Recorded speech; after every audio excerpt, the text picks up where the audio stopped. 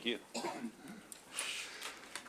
Good evening. Thanks everyone for coming out and joining us tonight as we convene the North Ventura Coordinated Area Plan NVCAP Working Group meeting. It's a mouthful. I am Jonathan Late. I am the Interim Director for the Planning Department. It is our office that is charged with creating this plan, working with this group, reaching out to the community, and presenting a document for our decision makers, the City Council, to weigh in and ultimately take a vote on. It's we're excited, at least from our side of the table. It's not every day a planner gets to look at 60 acres of land in a city that's largely built out and think about how you might imagine it in some other ways that get some of the, that appeals to the interests that we have in our community, whether it's, a little more open space, housing, some other interests that we might have for commercial development, and how do we take all that opportunity and those interests and put it together in a plan that makes sense for folks. Before we begin, I wanted to let you know that these are being recorded, these meetings. There's cameras in the corners, and it'll be available online, so just be aware of that. I want you to know that you should feel free to get up and walk around if you need to. There's food and drinks in the other room. There's restrooms on the other side of the elevators if you need to do that, so please feel free to do so. I wanted to talk a little bit about the meeting purpose, and then we'll have an opportunity to do some introductions around the room. But to start with, I wanted to thank you for your patience also, because we've had a couple of false starts with this working group meeting. And that was not our plan, but we wanted to make sure that we had everything lined up from our funding agencies and commitments before we launched into an effort. And I think that just got resolved, 10 days ago or last week or something? By the skin of our teeth. Yes. So the paperwork finally came through, and yeah, we were sweating it there for a moment, but we're all good. And I want to thank, of course, the Sobrato organization for the early contribution for matching funds for that. So we have, what you have before you is a booklet, and I think Elena is going to go over it in a little bit more detail. But tonight is more of a kickoff and introduction. We wanted to get to know the working group, lay out a schedule for how we see this project going forward, receive some feedback and questions from you, and also give each of you a chance to get to know each other as well. I know many of you are, in the community and you know each other, but there might be some things that we can still learn as well. So we'll have an opportunity for you to do that, and Dave will lead us in an exercise for that. So what I think I'd like to do first is introduce our city team so that you know our faces, and I think maybe next time when we have this, we'll do name cards for the city staff too, so that you can get to know us. We have our placards if you need us, and then maybe we can just sort of introduce ourselves before we talk a couple of times so that you begin to get to know who we are. And then we'll also introduce our consultant team, which is here. And then we would go around and hear from the working group. I will say that there are going to be opportunities for you to ask questions throughout this process and at different stages as we go through it. So don't be shy when that opportunity comes up. So I'll start again and just introduce myself as Jonathan Late. I'm the Interim Planning Director. And Elena Lee is going to be the project manager for this and our point person. She doesn't really have much to add after that, but there she is. Hi, everybody. Thank you for coming. And then, let's see, I guess we'll go this way to Sandy. I'm Sandy Lee. Oh, and I'm sorry, one more thing, Sandy. These microphones are important to capture your comments and voice on the recording. So if, when you want to speak, there's a little button. You can push that button, and this red light will come on when it's active or hot. And Sandy, take it away. Hi, I'm Sandy Lee. I'm with the City Attorney's Office, and I support the Planning Department. And I will be fielding any questions that you may have of a legal nature that will be transmitted. We're encouraging you to send those to Elena, and she will forward those on to me. Thank you.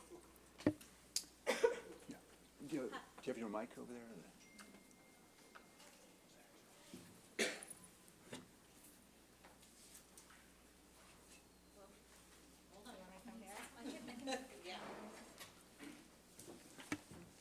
Hi, I'm Chitra Moitra. I'm planner. I work with Elena on this project. Thank you.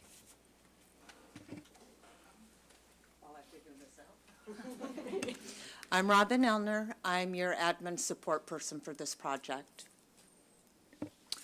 We have a couple other planners in the audience, just to recognize the folks that are also working a little bit behind the scenes. Claire, do you want to stand up and be recognized? Claire Campbell, I'm a senior planner with the long-range team in Alto, Oregon. Meg? And we have representation from the city manager's office. Sure. Good evening, everyone. Chantel Cotton Gaines. I'm from the city manager's office and being supportive of the Univille project. Fantastic. Nice to meet you all. Maybe do you want to introduce your team? Sure. So, hi again. I'm Nivi Das from Perkins & Will, and we have our representatives from the consultant team. I'll be project managing. Nivi, Nivi, Nivi Das. And we have other team members from Perkins & Will. Kristen, you want to go? Hi, I'm Kristen Hall. I'm an urban designer and planner with Perkins & Will. I'll be the lead urban designer on this project. Hi all, I'm Dave Javid with Plan to Place, and I'm assisting the team with the community engagement. Happy to be here. And we have a whole host of other consultants that are helping us out as their pieces come forward, whether it's an economic study or other analysis for infrastructure or things like that. You'll have an opportunity to meet them as well. We wanted to spare some of our consultants and be prudent with our money that we are spending. Also want to add, there's a full list of all the names in your packet. So I'll go, in your packet. I'll walk you through it when that comes up on the agenda.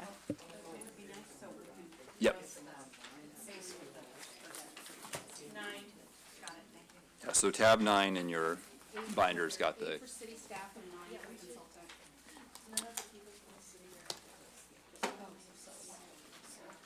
okay.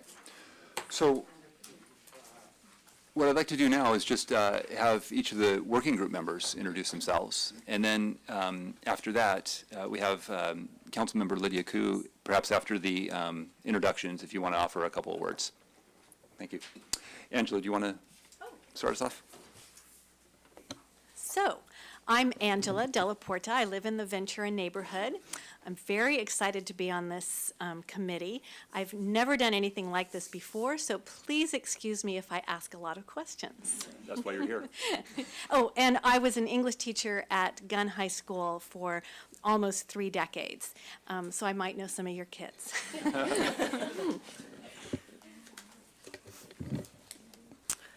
Hi, my name's Gail Price. It's a pleasure to be here. I live in Barron Park. I have about 25 years of experience in city planning, another 8 in transportation planning. I was a city council member and school board member, so I think I have a reasonable understanding of the community. I'm quite excited about this project, and I think it'll be a chance for everybody to be real creative. Hi, my name is CE. I am a Midtown resident, actually right across the street from the Ventura neighborhood. I've been in Palo Alto for 3 years. I came here compared to our neighbors. I think I'm relatively young to the neighborhood, but I'm really excited about this project. I'm currently working as a product manager at Tesla.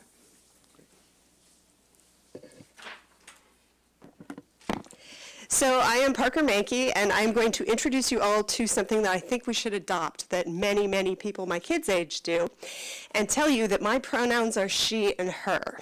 And it's something that we all have to get used to as the years go on, because it's something that we are all going to start our introductions with. So I am a lifetime Palo Alto resident. I live on Ventura, and I work at Griffin Strings, which has been a Palo Alto retail establishment since 1969. My husband works for the school district. He's a special ed teacher. And my daughter just graduated from Gunn by the skin of her teeth. And my son is a junior. My daughter's going to go to Foothill, but right now she is enjoying being underemployed and goofing off for as long as possible. I'm Keith Rexall. I'm on the Parks and Rec Board, so that's the main reason I'm here. I'm really interested in how the open spaces and recreation for this new development. But also I live nearby, so I live nearby Ventura. So I also am very interested in how it fits in the neighborhood and how it's usable for the residents of the neighborhood. What are your pronouns? I am a he, he and him, yes.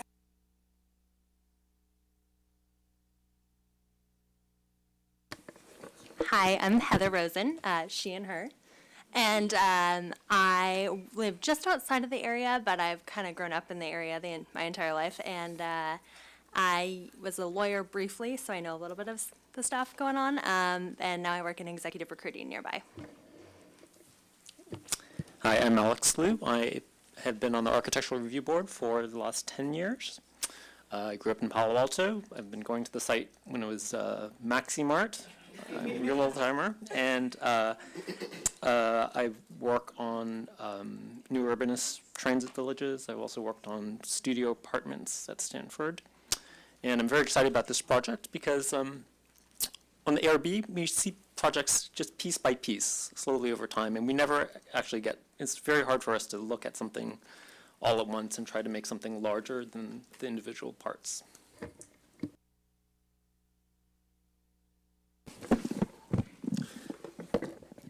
My name is Terry Holzmer. I'm a 25-year resident of Palo Alto.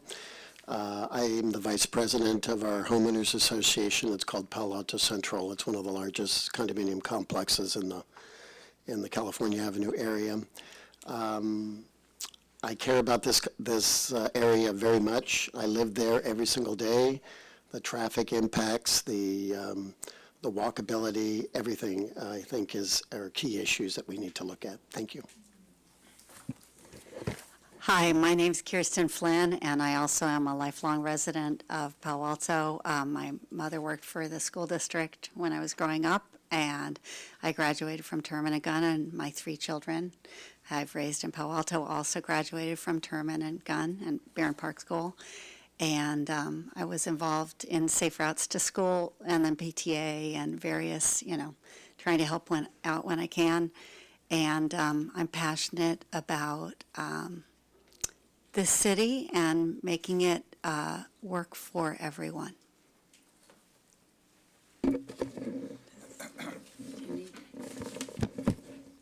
Hi, I'm Tim Steele, and I'm an it as much as a he, because I'm representing one of the primary property owners of this broad organization, as well as myself, as I'm an employee. So thank you. Lund Smith, he, him. I'm also kind of an it as well, though. I represent WSJ Properties. We actually were the former owner of the bulk of the Fry's site. We also still own some properties kind of more on the periphery, and glad to be here, part of the group. Hi, I'm Doria Suma, and I'm on the Planning and Transportation Commission, and so one of us needed to do this because council wanted someone there, and I'm very happy to be working with all of you on what I hope will be a quick and successful conclusion.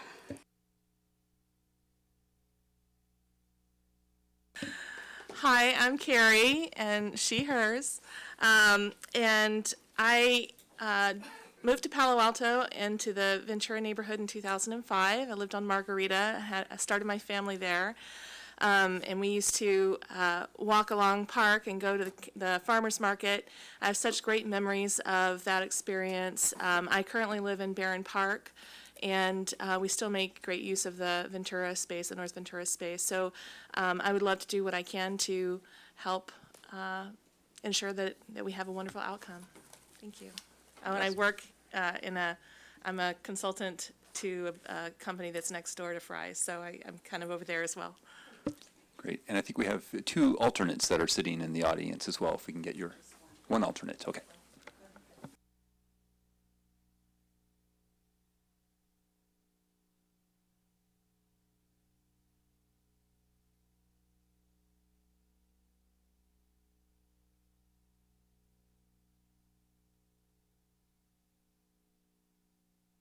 Yes. The alternates as well.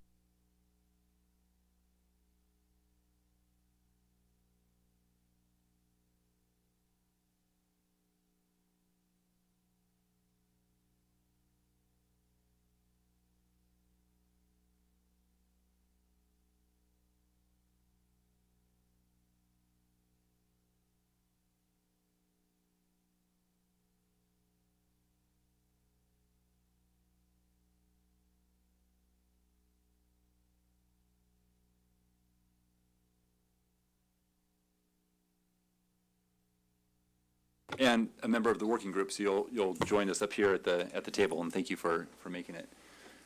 Okay, so,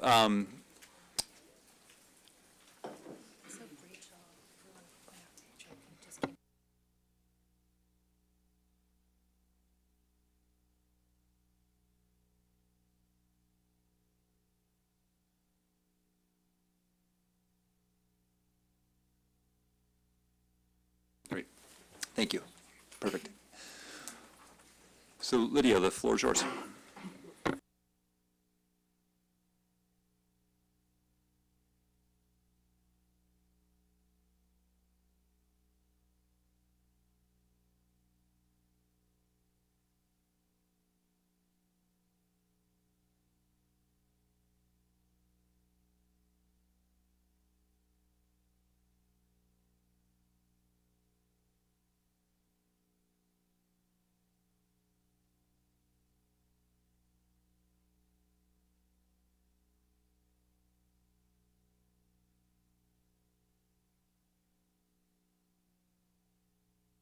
Great. Thank you, Lydia. Okay, so at this point, before we start going into, before Elena walks us through the booklet that you have in front of you and introduces you a little bit more to the project, I want to pause here and see if there's any questions of the working group. And if not, we'll just keep motoring along. And yes, Len. I may have an ignorant question. So I'm looking here at the map of the area, North Ventura Coordinated Area Plan boundary. And that's tab, Tab 2. okay. So maybe I'm incorrect. I thought I know there was some discussion about the properties along Lambert being a part of the plan and not being part of the plan. Are they now a part of the plan or not a part of the plan? So at the last time this went to council, they did extend it to include Lambert. And you can tell from the map, it also extends all the way to El Camino Real, where it didn't in the past. So maybe you can speak more to that when we get there. So any other questions? Okay, so then Elena is going to walk us through the booklet and give you a little background on the project. Thank you. Elena Lee, project manager. So basically, we're all here for the North Ventura Coordinated Area Plan. Basically, this plan is the outcome of the comp plan update. It was always discussed as a part of this throughout its process. So comp plan policy 1.7 actually reaffirms that a coordinated area plan is intended to be used to help guide development. So that's the tool in specific areas, specifically where to guide development in areas where significant change is possible. So program L 4.10.1 specifically calls for preparation of a coordinated area plan for North Ventura and the surrounding California Avenue area. So basically it emphasizes that it should be a walkable neighborhood, mixed use, with multifamily housing, retail, a park, interconnected street grid. Are these slides in our? The slides aren't in there, but all of these pieces are actually in the packet. So the policy, the municipal code section, and I'll walk you through it after this. So in terms of the history of this project, so on November 6th, the City Council adopted a resolution expressing local support and commitment to this project for a federal grant that we received for the preparation of this coordinated area plan. And on March 5th, the City Council approved goals, objectives, schedule milestones, and plan boundaries, which are in the booklet, and I'll walk you through that as well. And they also authorized the formation of the working group. So the project goals, which are in the booklet, have identified 7 goals.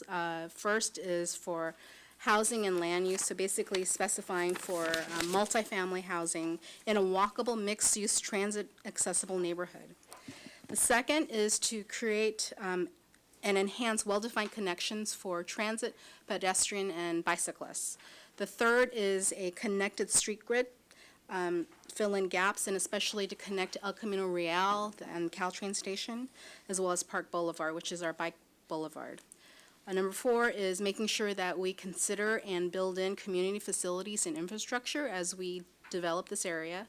Number 5 is to balance community interests, so balancing community-wide needs, but also being respectful of the neighborhood. Number 6 is making sure that we have a good urban design and design guidelines to basically make sure that we maintain the neighborhood fabric. And number 7 is sustainability environment, just to make sure that we are promoting sustainability and protecting the environment. The project objectives that the City Council approved, one is that this should be a data-driven approach. Second is that this process should develop a comprehensive user-friendly document. The third is that this should be a guidance strategy for staff and decision makers for future projects. Number 4 is that this needs to include very meaningful community engagement, which you guys are a very much important part of. Number 5 is that there needs to be a really strong economic feasibility study, because we need to make sure that the ideas we come up with are things that actually can be implemented. Number 6 is that we need to be sensitive to the environment and also to respect public health. The other piece that I didn't mention was that this would be really only the second coordinated area plan for the city. The first was SOFA Phase 1 and Phase 2. This will only be the one since those were adopted in early 2000. So here's a map, and it shows you the expanded boundary, and this is what council approved back in March. So you can see that the boundaries are from Page Mill Road, Park Boulevard, Lambert, and El Camino Real. And then you can see the Fry site, which is towards the bottom. And and the understanding is not, the intention is not that we anticipate change for all of these properties. So for example, El Camino Real has been redeveloped over time. So a lot of those parcels are already fairly new. But the intent to keep putting those into the plan boundaries is to make sure that we have adequate appropriate context as we develop the other areas. So the coordinated area plan process is provided for in Palo Alto Municipal Code Section 19.10, and that is in your packet. And so Section 19.10.10A states that the intent is to create and enhance opportunities for building a sense of community through public involvement, with meaningful opportunities to help shape the physical components of their neighborhoods and community. So again, a real emphasis on this involving a lot of public involvement. So the general process for the coordinated area plan process is that City Council initiates the CAP process and establishes goals and objectives. So they initiated back in November, and then they established the goals in March. So then a working group is appointed to advise staff, the Planning and Transportation Commission, and City Council in preparation of the CAP. Then this whole process includes regular public meetings. These would be the working group meetings, but as well as regular check-ins with City Council and community meetings and other outreach efforts. So the Planning and Transportation Commission would then have a hearing on the draft CAP, as well as associated environmental review. And finally, it goes to City Council for adoption. So the CAP components per Chapter 19.10 is that it shall include distribution, location, and extent of land uses, distribution, location, extent, and intensity of the infrastructure to support the land uses, and then a program of implementation measures to make sure that the supporting infrastructure is there. So that would be development regulations, public works projects, as well as financing mechanisms. The fourth is a design and development standards. Number 5 is that it needs to be determined that it's economically and fiscally feasible. And finally, there's associated environmental review to make sure that what we're proposing here isn't going to cause an impact to the environment. So now to the working group packet that you have in front of you. All of these documents are available will be available on our website, if not yet already. So for members of the public, they will be up there. So just to walk you briefly through it, you can see the table of contents. We have the goals, objectives, and the map. We have the Brown Act FAQ, which Sandy is going to go through. We have the proposed procedures and ground rules. For this, just, basically intent is to make sure that we have a productive and civil discussion throughout this process. We also have contact lists, so that would be staff, the consultants, as well as the working group members.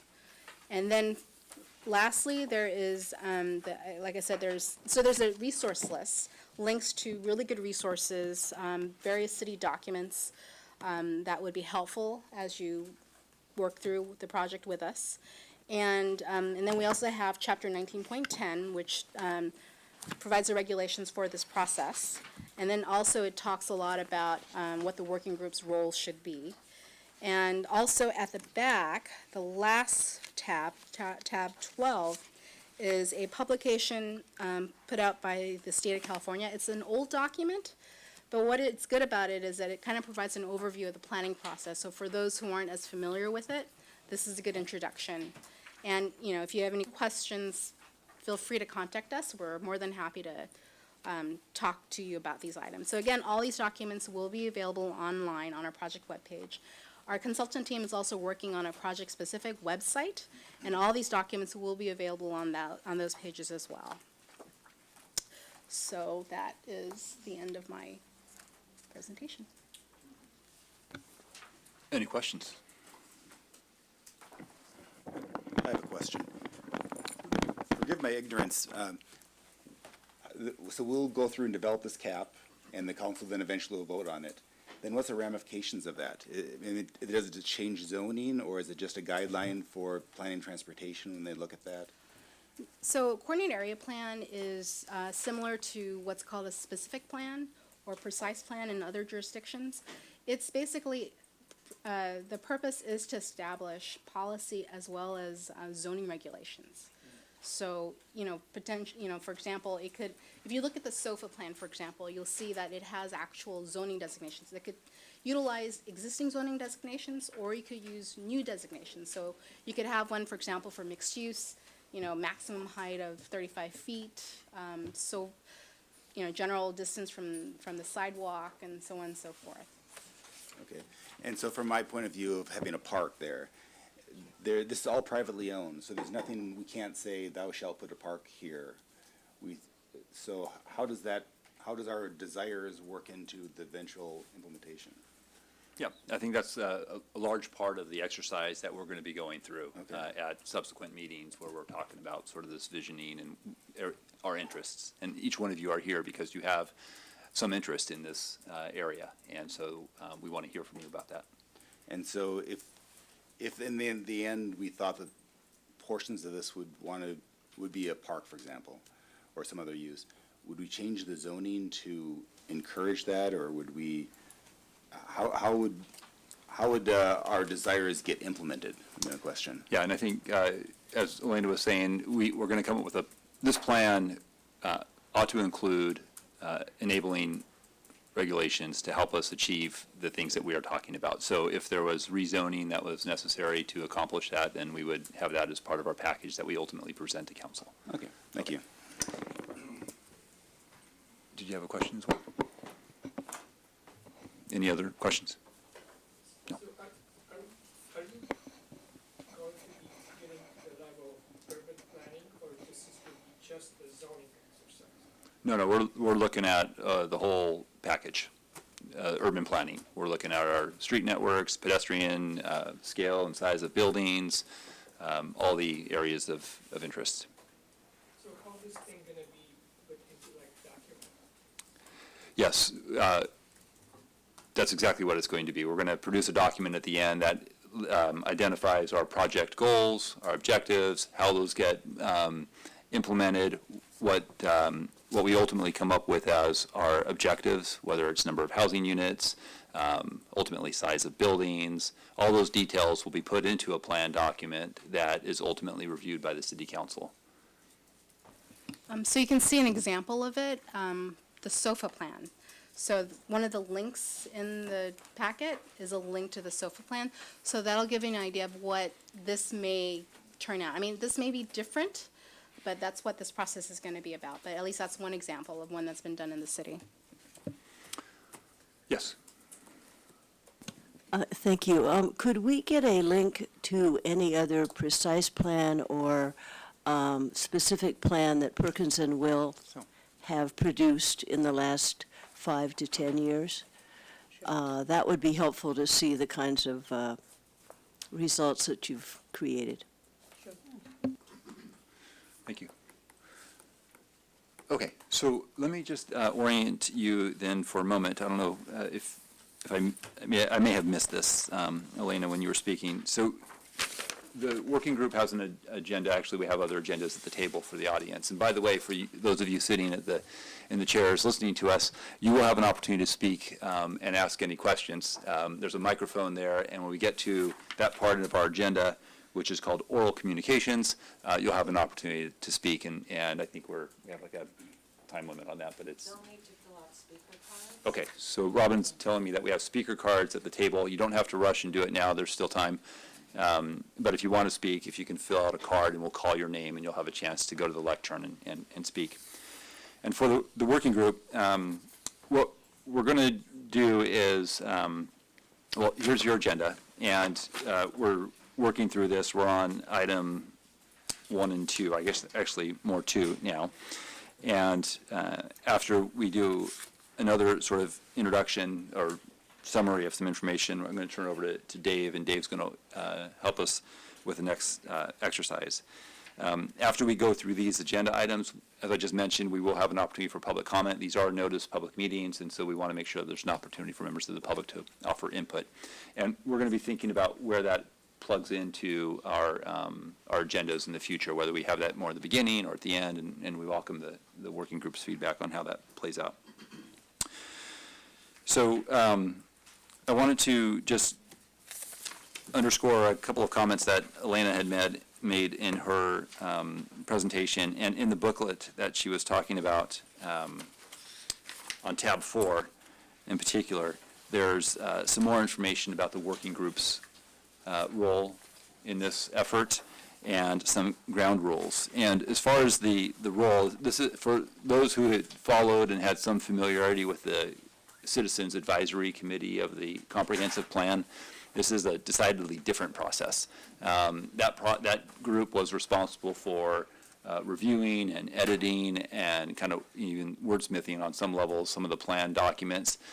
This group is an advisory group to the city staff, and we're going to be presenting you with some information and engaging you in a conversation of your interests and your thoughts and visions for this area.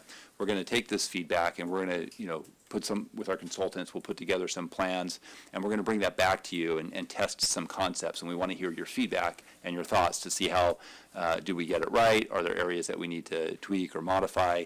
And so this is really an opportunity for an engagement for us to say, yeah, staff, that's heading in the right direction, but you didn't hear my comment about this over here, and I'd like to see more, whatever that item might be. So it's going to be this conversation and iterative process. We're going to give you some data and analysis in advance. We'd like you to take a look at that, offer your comments about it. You'll have some conceptual plans to take a look at. We're clearly going to have a conversation about trade-offs as we look at the 60 acres and all the different interests that we have of what we're trying to accomplish here. So we're going to have some robust conversations about trade-offs. And we'll refine the plan and share our work with the committee and ultimately the public and council. For the ground rules, also on this tab 4, when I first saw this, I will tell you that I recoiled a little bit because there's a lot of ground rules here. But it seems to work. So we didn't make a whole lot of changes, and this follows a lot from the CAC. But I'll just summarize a couple of the key ones. And one is that these are public meetings, and they are subject to the Brown Act, and Sandy Lee in a moment is going to walk us through some of that discussion. We ask that you come prepared. And for our part, we'll get you information on the Friday before the meeting so that you can have a chance, at least the weekend, to look at it. And if there's something that requires more time, we'll certainly do our best to get it to you in more time than that. And we ask that you bring an open mind and a problem-solving solution to our approach. There's going to be a number of issues that we can anticipate that we'd have to tackle. And just sort of an honest expression of your interest, because if we're not figuring it out here in this opportunity where we're face-to-face talking about this, it's not going to do us any good if you're out with your close friends or constituents and not bringing those interests to the table here, because we're not at those conversations. So I need you to bring those interests that you have to us. And by your participation in this working group, you all have a vested interest in the success of this document, and we look forward to our shared interest in producing this.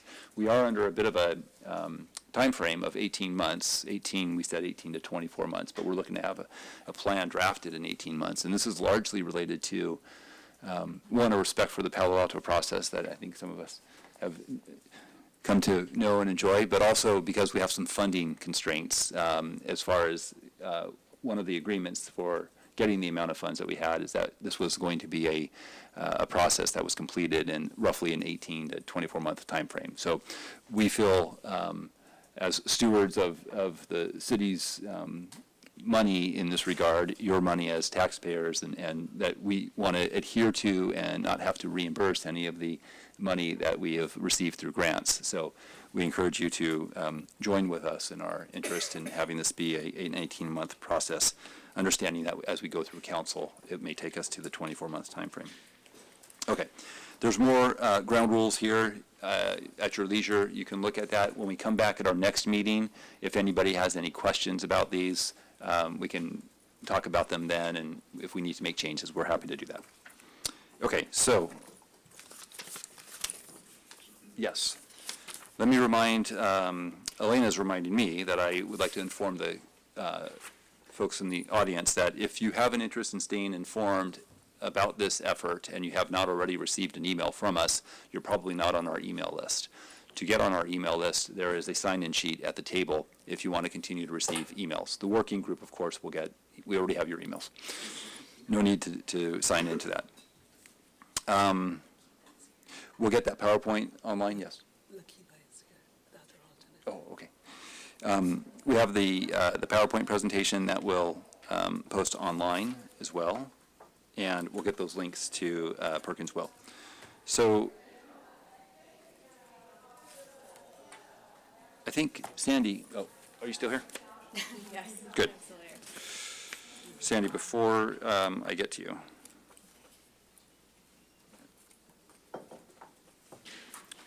I'm told that Lakiba has shown up. Lakiba? Oh, great. So Lakiba is another alternate. That's an alternate to the working group. So we just went around and did introductions. Thank you for joining us. Okay. Would you like to say anything? Not that easy. What did they say? We kind of introduced ourselves, like where we lived and what we were. Your interests. I was born in Palo Alto. I've moved back and now living in my parents' home, which is on one of the streets that's in the area that you're looking at. I'm a doctoral student, and I teach at Menlo College and Notre Dame Dana Muir, and I was a former chair of Leadership Mid-Peninsula and the Human Relations Fantastic. Commission. Thank you. Thanks for joining us. Okay, Sandy. You got some. Oh, I have a PowerPoint, but. Oh. Here we go. Can I? Yeah. You want to use your? Yes. So.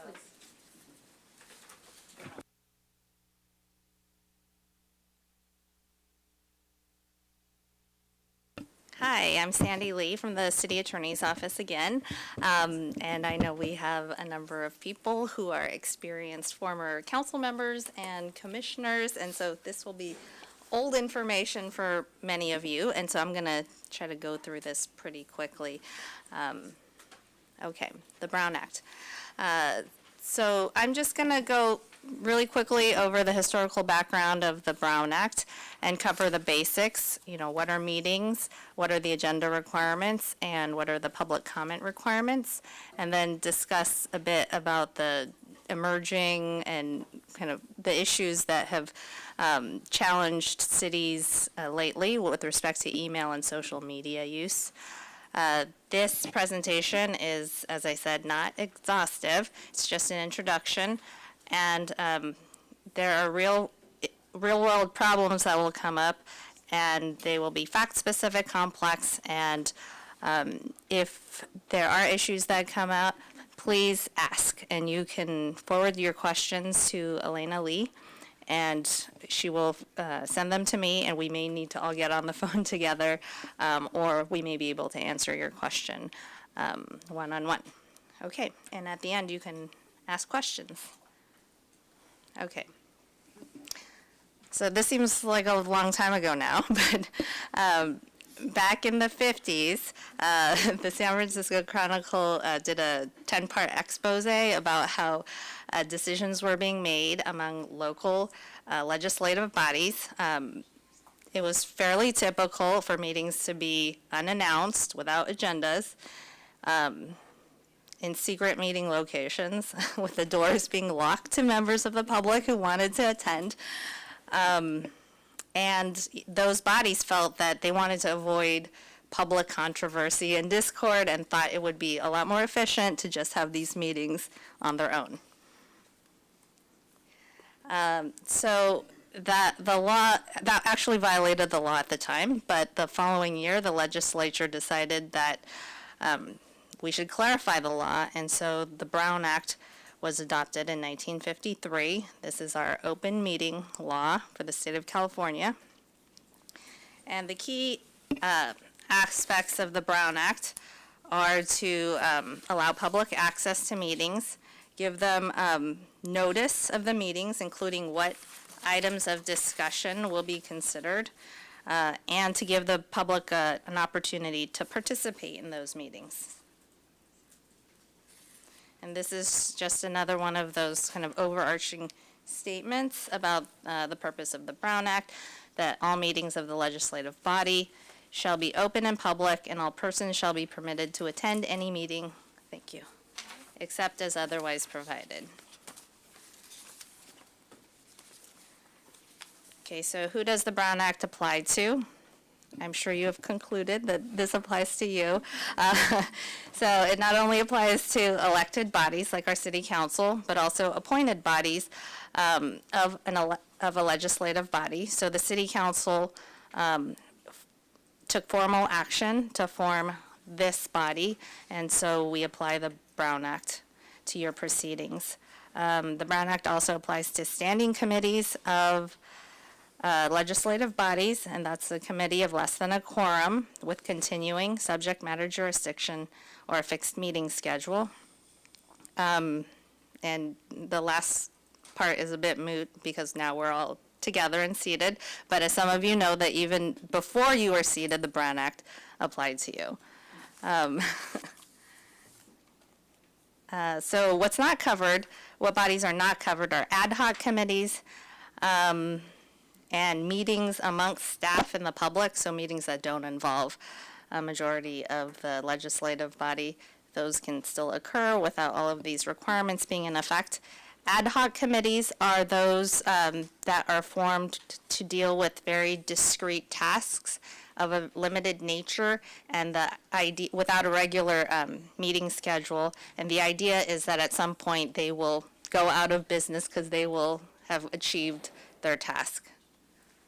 So, but the municipal code does require that any working group subcommittee will be noticed and open to the public. So whether it's ad hoc or standing.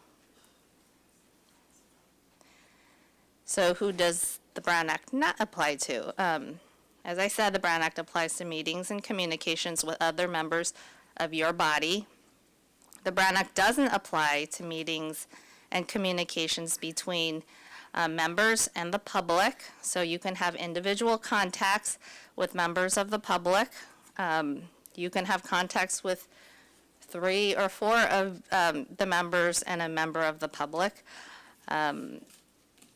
As long as you don't communicate, the member of the public doesn't act as an intermediary, and I'll get into that a little bit more. And so and that's where a serial meeting may come into play, and I'll explain that a little further. So the Brown Act also doesn't apply to meetings between working group members and staff. So staff can meet with you one-on-one or with a smaller group of less than a quorum and provide information. However, you shouldn't ask staff, and staff shouldn't be communicating the thoughts of other members of the working group, because there could be, a collective concurrence could be achieved by an individual carrying information from one person to another. Okay, and I did also already go over the ad hoc committees that the Brown Act doesn't apply to. So what is a meeting under the Brown Act? A meeting is a majority of the members at the same time and place, meeting to hear, discuss, or deliberate on any matter within their subject matter jurisdiction. So they are typically in-person meetings, but there are many other ways a meeting can occur, including, as I mentioned, using an intermediary to discuss an item, by communicating by phone, email, fax, text, other messengers, social media. Meetings can happen a lot of different ways today. So meetings can include retreats or workshops of the legislative body, informal gatherings, and then serial meetings, which is not everyone in one place, but one member talking to another until a majority is included in that deliberation. So what are not considered meetings? And again, individual contacts with constituents or staff are not meetings. Conferences or community meetings that are open to the public and noticed, so long as a majority of the working group doesn't talk amongst themselves at those conferences or meetings. Meetings of other legislative bodies like the City Council, County Board of Supervisors, and social or ceremonial, purely social or ceremonial events. Again, but provided that you don't all sit together and discuss working group business at those gatherings. So serial meetings are, I think, the most tricky aspect of the Brown Act. Serial meetings are prohibited, and so that's when a majority has discussed an issue within the legislative body's jurisdiction outside of a physical meeting. So it has the matter has to be within the body's jurisdiction to be a prohibited subject matter. So if the working group were talking about like labor negotiations, well, that's not within your subject matter jurisdiction, so there wouldn't be a Brown Act violation if more than a majority of you talked about that. So serial meetings can occur in a couple of different ways. One is called the hub and spoke model, and that's when there's kind of a common actor. And someone put together this one about the Giants, so there's 9 players on the field. They want to talk about the Dodgers. And, so 5 is a majority. And so if Commissioner Bochy talks to five others, then there's 5, but there's could be 4. Well, then you would have a Brown Act violation. But you could also have the daisy chain model, and that's where one commissioner talks to another commissioner who talks to another commissioner. And for this body, which has 14 members, it would be a lot of chains right there. But if 8 of you talked that way and exchanged information and reached a collective concurrence, then there would be a Brown Act violation. So a few areas to watch out for is forwarding or responding to email. So we typically, you shouldn't send an email to the rest of the body, number one. So if you want to communicate with the rest of the body, your communications should be sent to staff, and staff will compile information and include that information as part of the public packet. If staff happens to send an email to the entire body, don't reply all, because a Brown Act violation could easily occur that way. So email is just something to really watch out for. So conversations versus social media. So this is a recurring issue. Because if you are all on the same social media platform, and someone makes a comment and another member comments on that and another member comments or likes it or retweets, or you could have engaged in a discussion of a substantive matter inadvertently. And you might not even know you violated because, oops, I don't know who else is on this platform. So be very cautious about your participation on social media with respect to business of the working group. Okay, so what are the requirements for meetings? We have to establish a regular day, time, and place for a meeting. And meetings will need to be in Palo Alto for this body. A meeting requires a notice, an agenda. The agenda has to include the time and place of the meeting and a brief general description of the items to be discussed to inform the community of what will be considered so that they can decide whether or not to participate or attend. The agenda would also indicate whether the items are action items or discussion items. And the agendas will be posted 72 hours in advance on our Brown Act board outside and on the city's website. So if an item is not on the agenda, the body can't take action or discuss that item. And there are some limited exceptions. They are very limited. So if a member of the public makes a comment during public comment, a member of the working group could make a very brief response to the comment. The working group could also discuss scheduling of future items. However, you would not be able to talk about the substance of those items, just the matter of scheduling. Working group members could also make some brief announcements and ask questions of staff or respond to the public, but again, very briefly. So there shouldn't be an ongoing discussion that goes on for minutes or an interaction between multiple board members on a non-agendized item. Okay, so the third key item I mentioned was public comment. So Brown Act bodies must all allow for public comment at regular meetings. That includes comment on specific items that the body will consider and general public comment on anything within the subject matter jurisdiction of the body. So while the public can talk about anything during public comment, you can't. If it's not on the agenda, you can't talk about it. That's a trick. So again, so if it's not on the agenda, you're limited to a brief response, referral to staff, and placement of the item for discussion at a future agenda.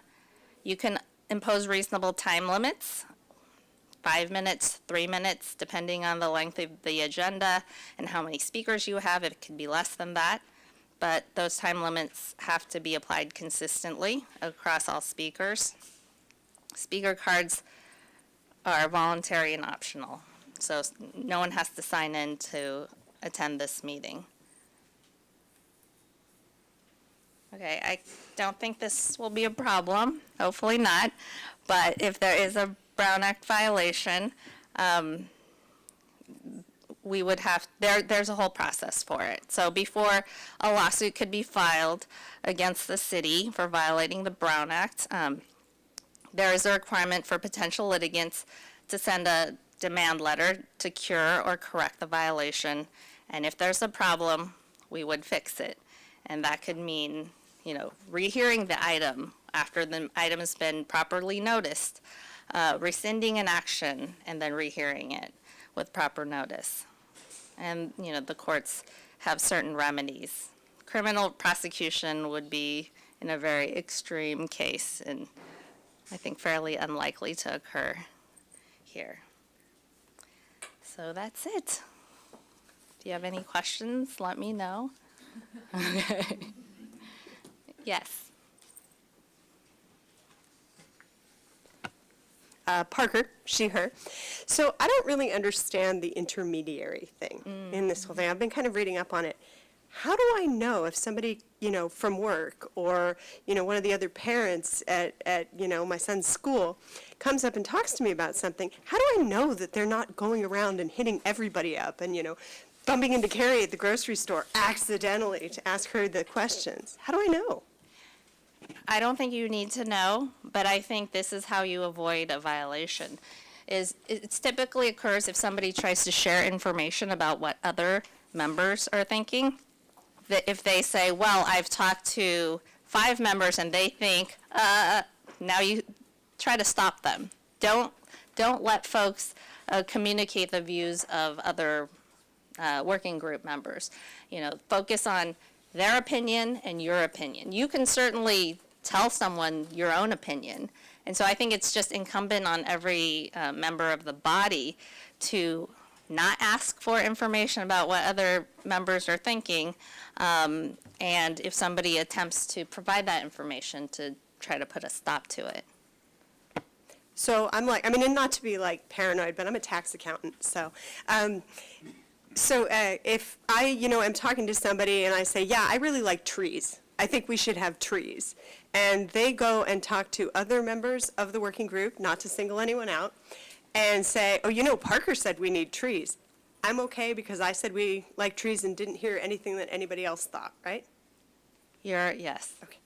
Thank you. Yes. So being a benefit member, am I considered being public or the group? I would act as a member of the group for purposes of the Brown Act. Yes. How many members are there of the group and what constitutes a quorum? So there are 14 members, and so a quorum, a majority is 8. And I think we've said a quorum is 7. I think in general, if a body has what we call a Brown Act group, because we don't expect that you're going to just be off on your own in solitude contemplating issues about the cap, you can talk to other members, but you should try to keep the number limited so you don't inadvertently, if one person talks to another person, suddenly there's a Brown Act violation. Gail, she, her. Question, just a clarification. When you say a member of the public makes a comment during the open period, and then there's a decision made to make a brief comment, I'm assuming you mean the staff will make a brief comment. Or are you suggesting that staff or a member of the committee could make a brief comment in response to a question or comment by the public? Well, the Brown Act doesn't prohibit a member of the working group from making a brief comment. I think what we would want to, so it could be staff or a member of the working group, but I think that if more than one person wants to comment on that item, that staff would need to step in and put a stop to it before it becomes an ongoing discussion. Because if we have 8 folks who want to make a brief comment, then that's a discussion. Okay, thank you. And the same thing goes for if a comment comes up, what is the process for determining if it should be on the future agenda? I would defer to the director. So that would, staff sets the agenda for these meetings. But we're doing this in concert with the working group, and we're going to make every effort that we can to make sure that if you have issues or concerns that need to be addressed, we want to hear those out. So we would schedule it on the agenda. I guess my question is, if a member of the public makes a comment about a suggested topic that is related, do we take a vote, or do you make a determination if it should be on the future agenda? So ultimately, staff will make the determination of whether it gets on the agenda, but if there's a public comment and it's something that we're discussing, or we think is, I'm hearing feedback from the working group that we ought to discuss it, we'll do that. I mean, the whole point of this is open dialogue and transparency, so we're not trying to use the agenda as a way to stifle conversation. I just wanted to clarify. Sure. Thank you. Okay, is that, That's it. wow. I had a lot more questions when I first heard it. Okay, and let's see. Yes, so let's go on to our next part, and we're going to have a exercise soon. But we're going to do a quick. Yeah, I think Kristen Hall is going to make a brief comments about schedule and sort of what to expect at future meetings. Yeah, so we, just quickly, we'll talk about schedule, and then we'll get to an exercise. The plan for this group is to be working and not to be talking at you the whole time. So this is going to be the most talking that we do at a session at you, hopefully, is the plan. Because we really do want to be hearing from you all. Let's just commit to that now. Yes, we can commit to that. I don't think we want to talk this much either.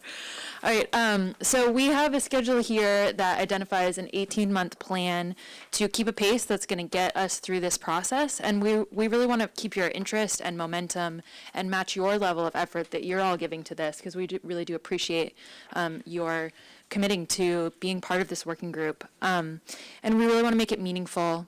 And so you can see this is the schedule that we're using as a consultant team here. It's a little bit hard to see, but we're the green diamonds up there, and we're here at Working Group 1 in October. We're going to have a series of 9 working group meetings, and they're going to track along with the work that the consultant team is doing in the background. So during this phase, we're kind of in a phase of discovery. So we're learning about the site, all the existing conditions, we're doing market analysis, we're doing transportation studies, and we're going to bring everything we learn here to you guys to share that information and confirm it with you and see if you all feel like it's kind of in the vein of what you're all experiencing as people who are really familiar with the site. That'll be at the next working group meeting. So we'll be learning along with you, and you'll be learning along with us. And then the next kind of chunk of time is all about the development of some options. So we're going to look at, we're going to develop a couple different options for what the future of this site could be together with you guys, and then we'll talk through it, and we'll do some kind of evaluation of those options together. Those options will then lead to a draft plan. So that plan is something that you guys are going to help give us input on the table of contents, on the outline of the content that goes into that plan. And then we go into a period of review. And there'll be kind of a quiet time after our 7th or 8th working group meeting where they'll be doing the environmental impact report studies in the background. So after we develop this plan together, it kind of goes on a little bit of a hiatus, our work. We kind of slow down for a little while they're doing all those studies. Then we'll come back together, share the results of those studies, confirm the plan, make any refinements, and then it'll go to council. So there's kind of these big pushes of effort related to those period of working time, and we will be very much in the process of developing those ideas together with you. And there's going to be also 2 community workshops where we'll open it up to a much bigger audience, and we'll plan interactive, engaging workshops. And before we do those, we're going to work with you guys to make sure the content of those is right, and that we're asking the right questions at those workshops. So you guys are very much our partner with determining how we're going to engage a broader community as well. Are there any questions about any of that? Lots of questions. Let's start over here. Yeah, I'm very curious what kind of data you're going to be collecting and how you're going to collect it. Yeah, so we will be using a lot of census data.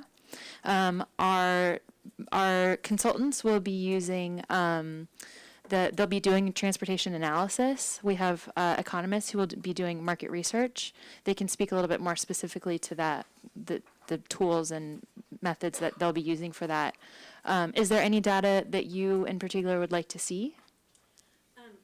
Well, I'm personally am very interested in what our residents in North Ventura care about and what they are most interested in having and what they're most worried about. So that is the kind of data that I care about very much. And also I'm really interested in the, you said transportation analysis and how that happens and what does it include and things like that. I'd love to know more about that. Yeah. Okay. Yeah. Maybe at the next working group meeting, we'll make sure to have a clear explanation of how that process happens of the transportation study, so you guys can understand what kind of information they're looking at. Yeah, and how they gather it. Yeah. Yep, that's great. Cool. We had another question? Yeah. So I'm curious, what is the community workshop and how is it different from like the working group member meeting in terms of the content and the goals and the objectives? And also, should we be there? Do you want to take that? Oh, sure. Yeah, so this is, you're working with, the working group is working with staff and our consultants on this monthly or so often schedule. And so this is where, this is kind of, I mean, it's open in the public, but this is the background work that we're doing before we're able to have a conversation with the community about plan options. So we've got some homework to do to make sure that what we're presenting are some, not refined, but reasonable options for consideration. So those are public meetings. We would expect, probably, I don't want to predict the number now, but, hopefully between, I'll just say 100 people or something like that. I mean, so that's a big group. And our consultants will help us set up that meeting and how we might get feedback in different ways from the participants, because that'll be their first real chance to get plugged into this process. People can watch, they can go on the website, they can listen to these meetings here, but that community meeting group, and I think there's 2 of them that we're doing, are these public outreach, these big public outreach efforts. And we're going to do other things too, like little pop-up stations at the Caltrain stations and other things along the way to solicit more feedback from people. And as working group members, I do think you should be at those meetings, and we'll check with Sandy to make sure we're not making any violations of, we'll notice it as a public meeting, I guess. I think that's the expectation. Yeah. I think that it's, the code does say the working group will schedule and notice at least one community update forum. And so, some of you may even be tasked with a station to talk about, some stuff too. So we would hope that we can use you as a resource to help us in communicating this to the public. And Angela, to your question, that's actually one of the ways that we hope to get more information about the hopes and dreams and thoughts of the community about this plan. That's kind of one of the main methods for doing that. And yet it takes place after the data collection, during the development of alternatives, but that's okay. Yeah. The timing will work out. Yeah. Okay, good. Yeah, and we, the development of alternatives and the data, because you guys are a body that we're meeting with on a regular basis, it's an opportunity to develop a lot of shared knowledge together, so we can make sure that whatever needs to be, if there's important things that need to be communicated to the community in order to get that information back from them and get feedback, we can make sure that that happens together. Great. Thanks. Yes. So throughout this process, is there any coordination with the city council to make sure that the ultimate plan is adopted and not going to be denied? Absolutely. So so the question, if you couldn't hear it, the question was, is there any coordination with the city council as part of this effort? And yes, if you look at the schedule, there's actually a meeting with the working group and the city council scheduled for February. That'll be a joint meeting where this body, along with the then 7 council members, will have an opportunity to hear from the council about their, objectives and goals sort of amplified and things that we have learned up to that point that we would share with the council and hopefully get some feedback and guidance. And then along the way, we're going to be looking for opportunities to provide information to the council so that they're not surprised at the end of this that, gosh, what did we come up with? And it's totally off the mark. So working with Chantel from the city manager's office and others, we're going to maintain a consistent feedback loop with council through like information reports or things like that. And we have a total of 4 sessions with council. One of them is that joint session, but then there's 3 others that we have planned kind of along the way to keep them updated. Thank you. Yeah. Over here first, I think. Sorry. So this is a huge project. It's unusual for a project of this size to take place within a built-out city like Palo Alto. Do you think this is enough time? Do you think these are enough meetings? I mean, it's a lot to take on, and I think the best outcome is when everyone's minds are, best work is being done and everybody has a chance to process the vast amounts of information that a project of this size requires. It seems like a compressed time frame. So. We've definitely done plans in this time frame before, large areas. I hear what you're saying about the time frame, and I think it's sort of wanting to balance the momentum and making sure that you feel that there's enough momentum and that it's not so long between meetings that you're forgetting what we talked about, that we can kind of keep that work together moving forward. And so I think having it be in this time frame and then continuing this kind of interval of engagement, we have found that tends to work the best in terms of actually getting to the finish line. I think if we find along the way that it feels like these sessions that aren't working, we can always think about revisiting the way that we engage here together. So maybe I'll just add to that. So that's, in my experience, that's absolutely correct. We don't have to look too far in our history to the comp plan to see how long that took. It was a very protracted 8, 9, 10-year process. And so I don't think we're in any danger of this being a 10-year process. But I also want to make sure that we have a commitment to looking at the data and working through this, and that we try to adhere to this time schedule that we've set forth. As Kristen has identified, I mean, we're thinking about opportunities for additional meetings if they're needed.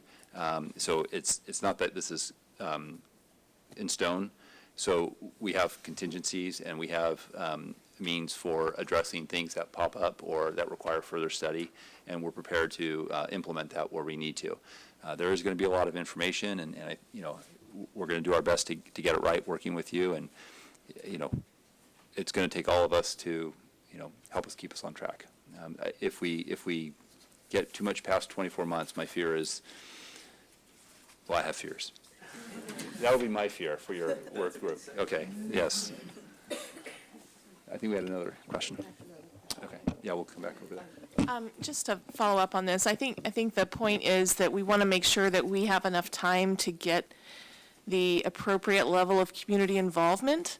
So we need a very robust marketing plan if we're going to work with this schedule to make sure people know about it, because as we have all recently experienced, not all major projects have the awareness level until after they're implemented, and that creates a lot of difficulty. So it'd be great to avoid some of those problems. Thank you for that. And you'll have an opportunity to weigh in and comment on our efforts.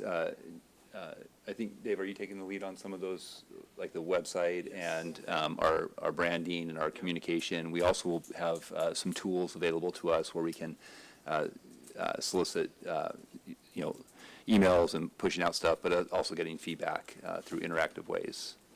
I think that's great, and I would just assert that this doesn't just affect residents of Ventura.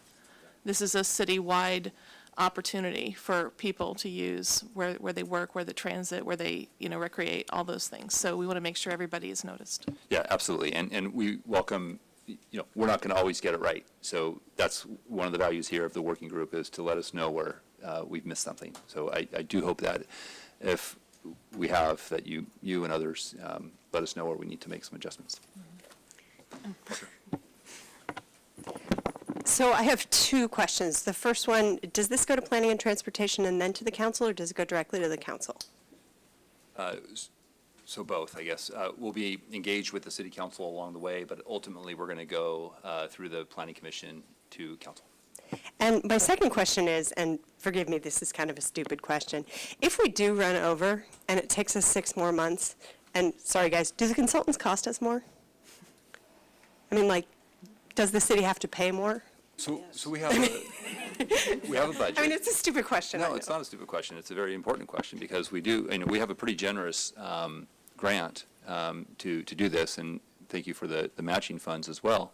But there are finite funds, and if we do have more studies or more outreach, or the schedule does get protracted in some way, the city will have to come up with the money to support that effort. So yes, there's definitely a connection between the two. That said, we have a contingency with the consultant where for things that are unanticipated, that are within this sort of realm of work, we can address that. Yeah. Gosh. Okay, sorry. I noticed that the public hearings are at the very end of the process, and so I was just wondering what the purpose exactly of public hearings is. Yeah. Well, the vision was that this whole process, through the working groups and through the community workshops, that there are many opportunities for lots of different people to engage. Those hearings are kind of a formal with the commission to make sure that we have, after having had the informational sessions with them, these 4 different touch points, they have a familiarity with the plan, and then that's the formal process to actually adopt the plan. So we're hoping that through these many different means of engagement that people are having lots of opportunities to touch the project along the way. So at the end, it's more ceremonial almost. Well, it's still important. It's decision making, and it is but it is a more formal process. So the hope is that people will get involved earlier. Yes, exactly. Okay. That's the hope. And we do hope that all of you will also be advocates within your various communities to bring people out to these meetings, to workshops, to spread the word, to direct people to the website and all the different resources that are available. Okay, and so Dory, let's hear your question, and then after this, if, staff will stick around after our meeting too, so if there's some additional questions about things, we can certainly be around for that. Yeah, so just to clarify, the decision maker meetings, the 4 blue balls, that's, you're going to touch base at With council. That's exactly right. And then the pink chevrons are when it goes through its final adoption process with PTC and That's right. council. Diamonds, whatever. Okay. Okay, I just wanted to make sure I understood that. Was there another question? Yes. So speaking of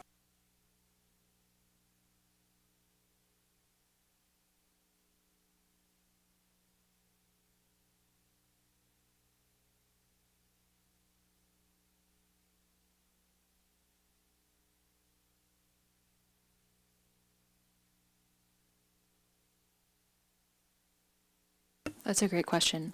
Our role is to help realize this vision and bring it to life. So we're going to be working together with all of you, bringing information, bringing different thoughts, bringing proposals, and collaborating together on what that plan will look like. So it's not meant to be our idea for this site. It's meant to be a realization of the collective ideas that come out of this group. And again, there will be trade-offs. There will be difficult conversations. Not everybody will necessarily agree on everything, but it's our job to kind of steer the process through that and try to make sure that this plan represents the interests of this group. So you actually have in mind some version of this meetings where people can be actually putting lines on the paper rather than just commenting. Yes, exactly. Okay, so Dave, you want to take us through a little exercise? Sounds good. All right, hi all again, this is Dave. Now we get to the fun part of actually getting to hear from you all. We want to do a quick interactive exercise. I typically like to call this the hopes and fears exercise, just really quickly to identify and get to know your neighbors and your colleagues, but to identify what you envision or what your hopes are for this planning process and for this group, and what some of your fears and concerns are. And then just as an icebreaker as well, I'd love to know what your favorite hobby is. So what we're going to do is we're going to break up, there's 14 of you with the alternative, or all the alternates, there's 16 total. So I'm going to ask Waldemar and Lakiba to join a couple groups up here. We're going to get in groups of 4. I'm going to give you these sticky notes. We'll go blue for hopes and orange for fears. And I'll give you some pens. And what you're going to do is actually record your neighbor's thoughts and then report out on what your neighbor said. So there'll be groups of 4. You'll pair up into 2. You'll hear from whatever your neighbor's saying. You'll write it down, and you'll actually report back on what your neighbor said at the end. And we're going to go around like about 30 seconds at the end and have each of you report out on your neighbor. Is that clear? Does that make sense? Yeah? So we're going to take about, is that okay? Yeah, okay. So we're going to take about 10 minutes to do that, so we don't waste too much time and keep this process efficient, and then we'll have a quick report out at the end, about 30 seconds each. Sound good? So to make it easy, the 4 at the end here will be a group. You 3 and Lakiba, if you could join this group of 3, you'll be 4. You 3 here and Waldemar, if you want to join those 3 there, will be a group, and the 4 at the end will be a group. Sound good? All right, here we go. And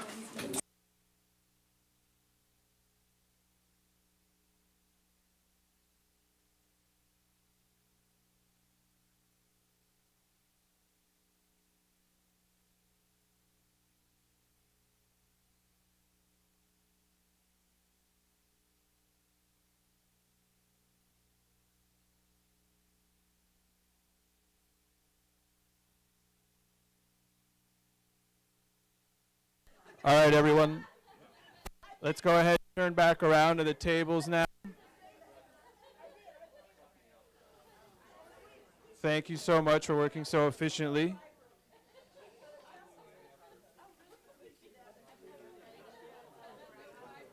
So, if we can get started here, just so we can stay on track. So, as I mentioned, now I'm going to ask you to go ahead and report out on your neighbors, so I hope you took really good notes. We're going to start right here with you, Carrie, and we're just going to go all the way around the table. So, Carrie, let us know who you yeah, you could use this. Yep. All right. So I had the pleasure of partnering with Doria Suma, and do what? All right. You guys okay? We had shared hopes and fears here. So her hopes are to preserve the nature of the community and historic buildings, to find space for parkland, and to create housing. Her fears are, what if we get it really wrong? I think a lot of us may share some of that. And what if the community members are displaced? And I think that's a great one. Are we just doing hopes and fears? You could do hobbies too. All right. Yeah, her hobbies are reading, gardening, and hiking. Thank you, Doria. Okay, so I'm reporting on Carrie here, and her fears were that, project exacerbates parking and traffic problems already in the area, and that the plan we create results in vacancies and blight. In other words, that it won't be the right thing that people want to use. Her hopes were that the project is seen as a benefit and well received by the public, and that it's still relevant 100 years from now. And Carrie likes to be a little bit of a detective and follow a thread and investigate things for a hobby.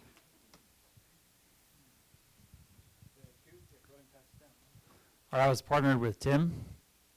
Tim's hopes and fears are related. So his hope is that the vision is reasonably feasible for the site, and the fear is that the vision is not reasonably feasible.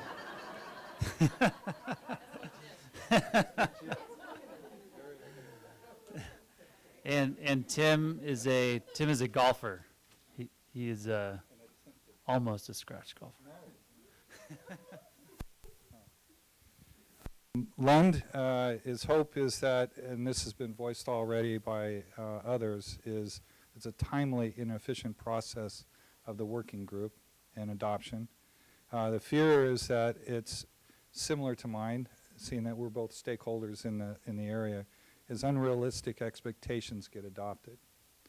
And Lund has two primary hobbies. One is triathlons for his personal quiet time, individual, and then family. He's got 3 kids and a wife, so obviously it takes time.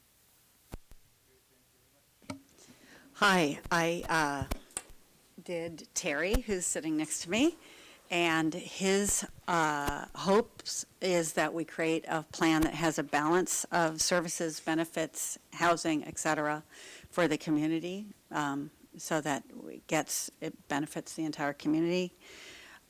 His fears, obviously traffic is impossible, and it's especially along Oregon and El Camino and Oregon and Park, and that it's an unbalanced community with no transportation options other than just getting in your car, and no infrastructure or services. And Terry likes to bike and hike and visit local parks, and he loves football, and his team is the Cleveland Browns. That's not very good. Okay, I did Kristen, right? She believes that her hopes are that we make significant progress on large problems facing the Bay Area, including global warming and those type of things. That we make this project one of the best neighborhoods that are possible, and that we can make it a very diverse community, not just for certain types of population, but a very diverse community. Some of her fears are she's worried about the lack of diversity in this possible site, and worried that the plan won't be liked by the community or won't come to fruition. And she's worried that we won't be talking, hopefully we will, but she's worried that we won't be talking about the big issues that are concerning the community. Okay. And so I was working with Balti. She's right this side over here. And her hope is that there's maximum openness to hearing the concerns of the public through the process. And her fear is that the community concerns won't get adequately incorporated into the CAP. And we didn't get into hobbies. Next time. Sounds good. Okay, I spoke to Alex, and his hope is that we end up with a beautiful idea for a neighborhood, that all things are considered, transportation, buildings, access, everybody looks happy.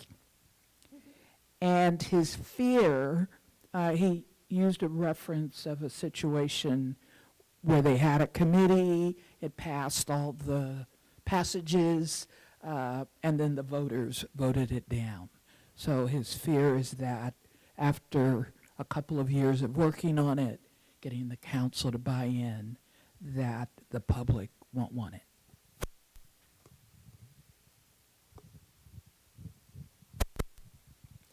I got to speak with Parker, and her hopes are that this turns into something that is very, very Palo Alto, something that embodies the Palo Alto community and really gets the essence of the area. And similarly, her fear is that it's going to be too commercial and look like every other mall in the area with the Cheesecake Factory and be terrible. And she has a great hobby, which is cooking for large groups.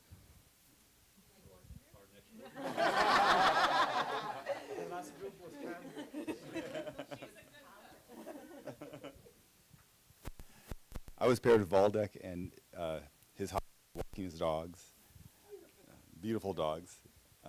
And his hope is that it'll create a connection between the Ventura neighborhood and Cal Ave. Right now there's kind of a gap there, and this be a kind of a bridging between the two neighborhoods. His concern is, will this be too successful and have too much car traffic? And I was pairing with Keith, and we spent most of our time crushing this ice and talking about baking bread. But at the end, he had enough time to say that he wants it to be a wonderful project that balances the need of the city as a whole with the need of local community. And his fear is that he just wants to make sure that this plan is implemented. So I had the great pleasure of talking to Heather, among other members of my group, but Heather is a painter, and her hope is that we will create a space that is artistic and has a lot of character. So she's hoping to realize some of the painter's vision to make it a beautiful place. And her fear, interesting, similar to mine, is that it will end up not being a place we want to go and that we'll get another gym. I'm reporting on behalf of Gail. So her fear is that there will be a reluctance to this mixed-use kind of design, and we not being bold or creative for this kind of one-of-a-kind opportunity here in Palo Alto. And the hope is that we could create a home-run, brilliant, comprehensive area plan that can be replicated by other communities. And her hobbies, which I would say very cool, is botanical and landscape photography, and she also enjoys playing ukulele with freedom strummers at protest marches and rallies. My pleasure to find out more about CE. Her fears, again, horrible traffic, which replicates many comments made, might be the result if we don't plan this really well. And she also notes that transit-oriented development is critical. And her hope is that the results of the NVCAP will underscore the values of the Ventura neighborhood, neighborliness, an example of diversity and inclusion, and that this would be in line with the results of our efforts. And her hobby, she just brightened right up, loves cooking. Okay, so I do. And Spanish cooking and Chinese cooking. So I think we should all try these chefs outcomes.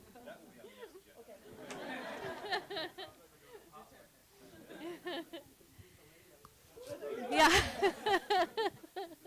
So this is Yunnan, and her fears are that all our neighbors will have a lot of criticisms about what we eventually come up with, and that they won't like it, and that they might blame her.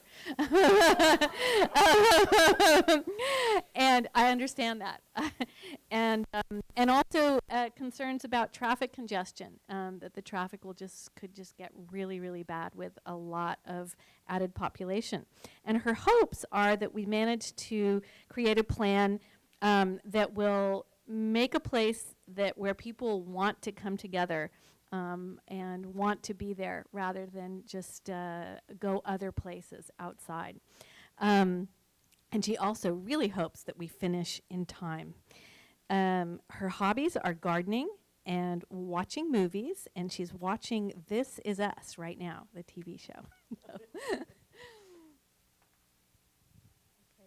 I had a really pleasant talk with Angela, and her hope is we can have a really open space and green space, have a community in this Ventura neighborhood.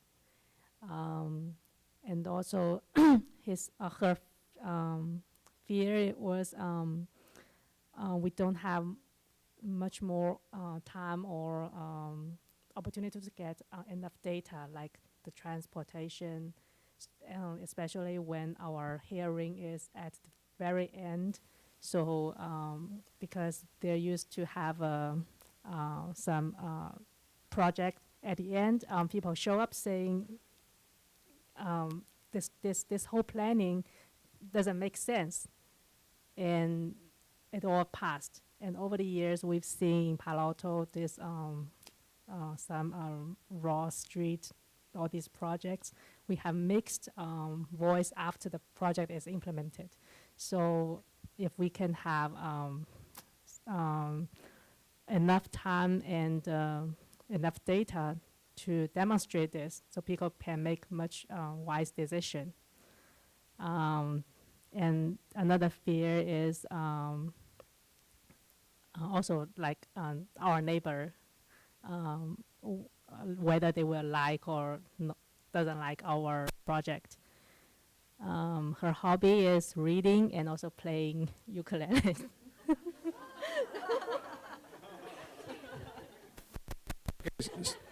So it sounds like we're starting a band and we're going to have a potluck. This is going to be awesome. Thank you all. Why don't you give yourselves a quick hand? That was amazingly efficient. Thank you so much. I hope you got to know each other a little bit better through that process. Just a quick recap. It sounds like many of you all want a balanced, pleasant, attractive, desirable place that supports the community's vision, which is, I think, why we're all here today. Some of your fears included traffic and congestion and impact on the community in different ways, and not getting through this process in an efficient manner. We talked a lot about that earlier today as well, and we'll recap all this in the summary that we send out to you all to make sure that we got it right, and this was a great start to the process, so thank you very much. Thank you, Dave, and thank you all for participating in that process. So we've reached the part of our agenda where we're going to hear from the public, and we've got 5 speakers right now, and again, if you would like to speak, we would ask that you fill out a card and turn it in.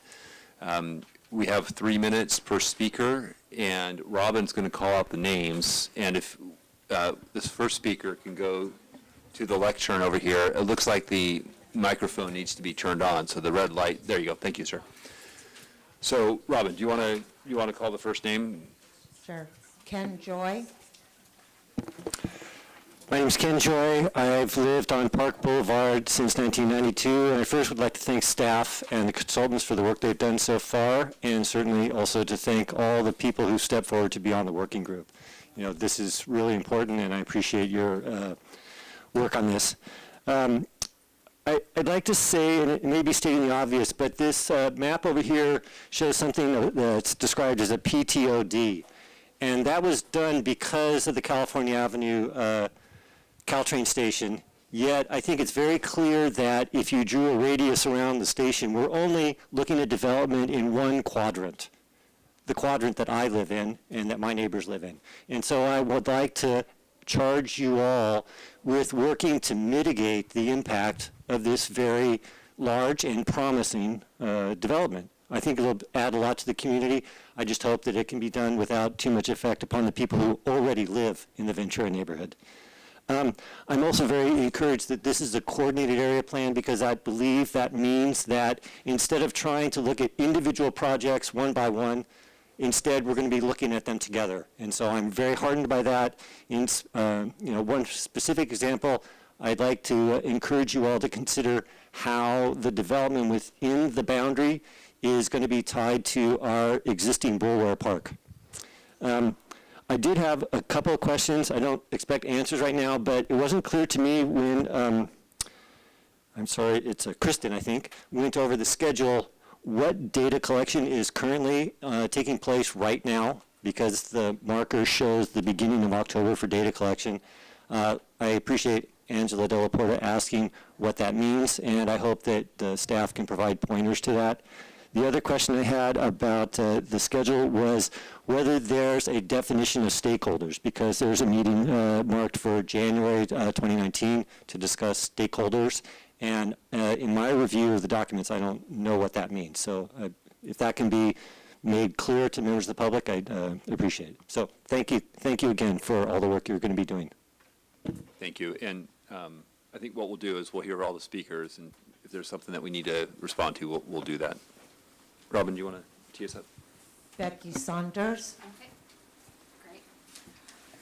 Hi, everybody. I'm Becky Saunders. I'm moderator of the Ventura Neighborhood Association. I just want to echo what Ken said. Thank you so much for your service. This is an amazing group, and the vibe is super awesome in here. So I hope you guys can keep that going.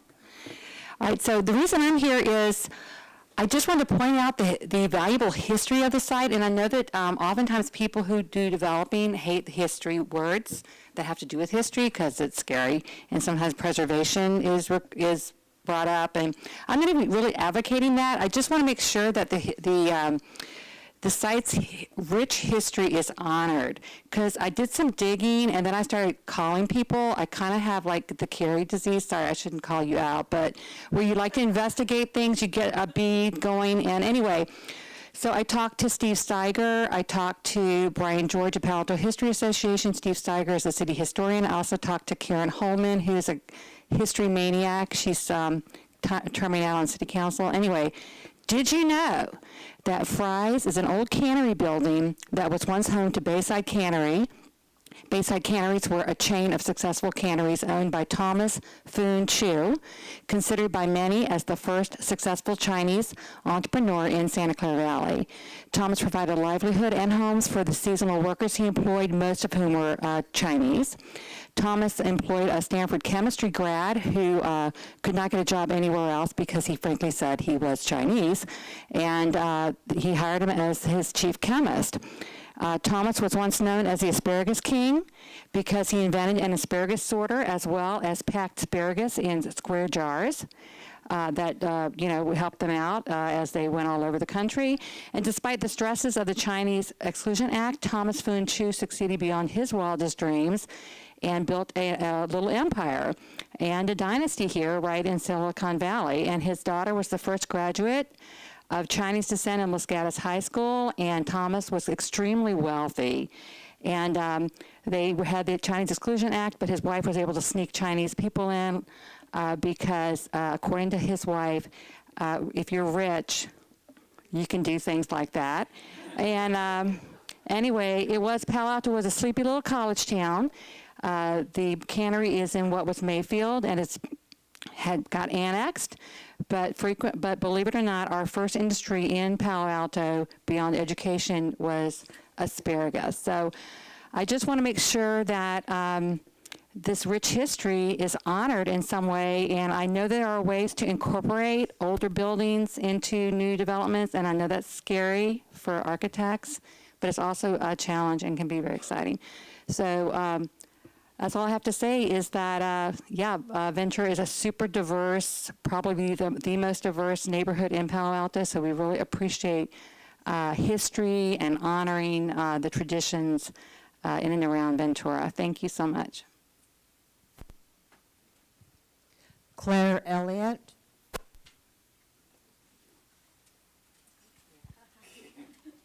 Hello, thank you for letting me speak and for everything you're doing. It's great. It's important to involve the community. I wanted to echo what a lot of people have been saying about diversity, because that's one of the things I love about our street. We've had such a wonderful time getting to know neighbors. We have community potlucks on a regular basis, and we've had, because the street was in the Sunnyside edition, apparently, this is the history I've learned, maybe you can correct me, but it was one of the few areas where non-white people could actually own a home. So there were 2 African-American families, a Japanese family, and 3 houses owned by one big Mexican family that built a bunch of houses on our street, which is Chestnut. And so it's continued to have that. Unfortunately, a number of the families have moved away. But that's a big deal for me, is to try and keep some affordable housing, because our neighborhood is no longer affordable. It was maybe borderline in 1999 when we bought there, but it's not anymore. So I'd love to see them maximize whatever affordable housing we can get in the space where they're building housing. And then my other big concerns that haven't been spoken too much about are the environmental concerns. I'm an ecologist, and I love the fact that just down Park Boulevard on Agilent was one of the first areas that had a really nice stormwater management system where it runs into vegetation. There's even a nice swale, like a little creek. If you go back in that parking lot, check it out. So I'd love to see more of that kind of thing going on. I'd love to see the creek out of the concrete channel, if at all possible, at least through some parkland strip. And then bike friendliness. My husband rides Park Boulevard every day, and I worry about his safety. People dash out of Fry's like they're, I don't know, like in virtual reality land or something. Nobody watches when they come out of that parking lot. So, I'm really concerned about bike safety. Thank you. Sandy Lockhart.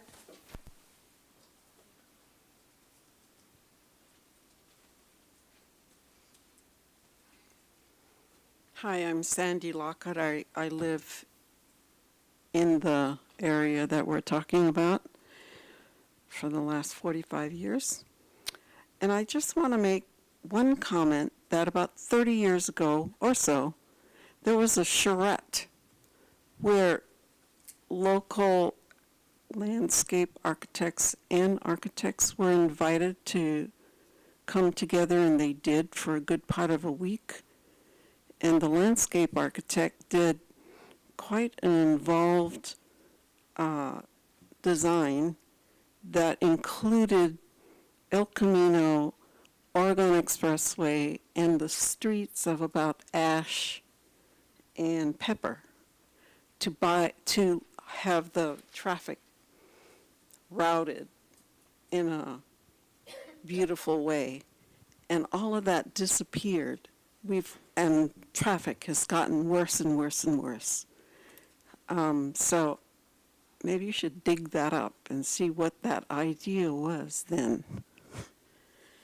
The other, I have a question about where the grants are coming from and who or what are the matching funds coming from. Can you all answer that? We'll take your question, and you can continue with your public comments, and then we can respond. The other thing was, not too long ago, it was in the newspaper that our street was a blighted area, and I really took offense to that. We work hard on our street in all ways, you know, keeping the neighbors friendly with each other, keeping our houses together, keeping the yards kind of nice. And it wasn't nice to hear that somebody was calling our street a blighted area.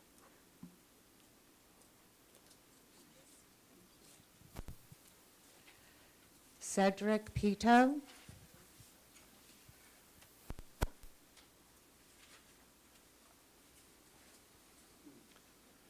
Hi, thank you. Thanks again. Thanks to echo those thanks that everyone else said, and thanks to Claire for saying almost everything I was going to say. So I too am concerned about bicycle traffic. There's been a lot of development happening on Park, and this will potentially be a lot more development. And Park is a designated a bicycle boulevard, so I'd like to get to be proactive in ensuring a safe bicycling and pedestrian experience. Also to have it environmentally friendly, I would love as well to have the creek be restored. It's currently a channelized concrete channel, and so it would be great to open that up with some native plants. I'd love to see rooftop gardens and open space using native plants, rainwater infiltration, green building materials, net zero carbon. We have 12 years to cut down our CO2 by, 40, 50%, unless we want to all toast. So that is really important. Increase the housing, supporting affordable housing. Don't worsen the jobs, housing imbalance. Foster and support locally owned businesses, if at all possible. Let's, like someone else said, let's not have big, giant, ugly, everywhere in America stores. And then the community, I loved it that you mentioned the pop-up stations. Let's make sure those go out to places that the neighbors frequent. The train station's a good idea, but I imagine a lot of those neighbors don't necessarily go to the train station like I do. But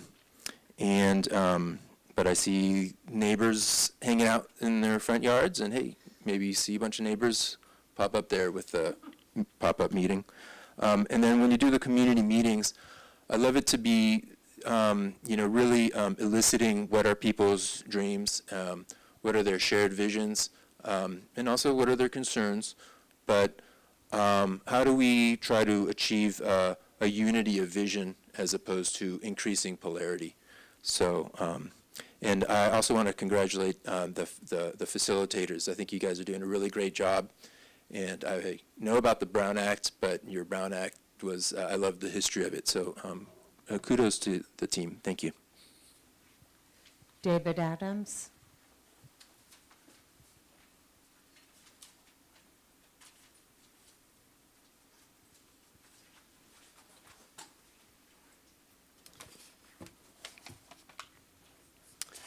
David Adams, Olive Avenue, Palo Alto. A question. It was my understanding that the staff needs to report back to the City Council periodically. Is that going to be, is there going to be notice of that when that happens beforehand so that members of the public can be at those meetings? Also, I forgot to thank members of the working group and staff for stepping up to this. Also, I echo Ken's question on the proposed schedule. So the stakeholder meetings, who is a stakeholder? Who decided who was a stakeholder? If somebody in the public thinks they should be a stakeholder but are not not a stakeholder, is there any recourse? There seems to be 15 stakeholder meetings and 2 community workshops. Is that really enough outreach to the public?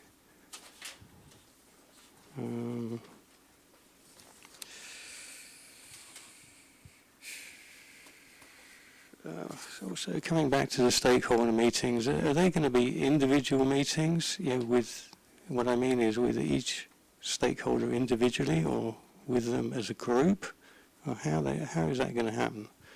And finally, I also I'd like to just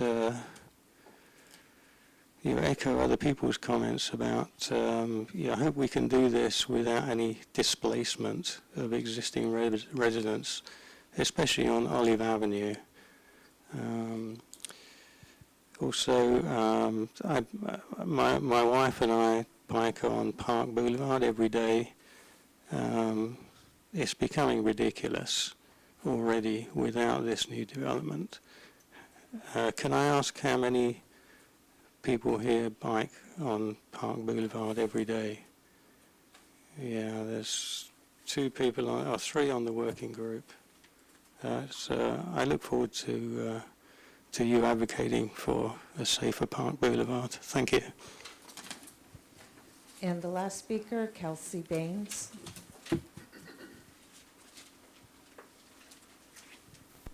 Thank you. Good evening, everyone. My name is Kelsey Baines. I am a psychologist. I work at the VA Palo Alto, although I need to say that I'm not here representing the VA. But I work at the VA Palo Alto with homeless veterans. I'm also a millennial, really struggling to see a future for myself here due to the housing costs. So I want to thank the working group members and staff for putting this together and for all the work you're going to be doing for us. My hope for this site is that there will be quite a lot of housing produced in close proximity to transit and in close proximity to the lots of services that are available at California Avenue. My fear for this site is that there will be too much free and subsidized parking, and I would encourage the working group to be really forward-thinking about parking, given the traffic issues that we already have here in Palo Alto. So linking parking with housing units will only serve to invite more cars and increase traffic and make housing costs more expensive. So instead of inviting cars, I hope that as a community we'll instead focus on inviting people and creating a community for people who want to live a car-free lifestyle or a car-light lifestyle, and then really look for ways to increase access to transit, make biking more safe, and having more protected walking paths and things like that for car-free lifestyles.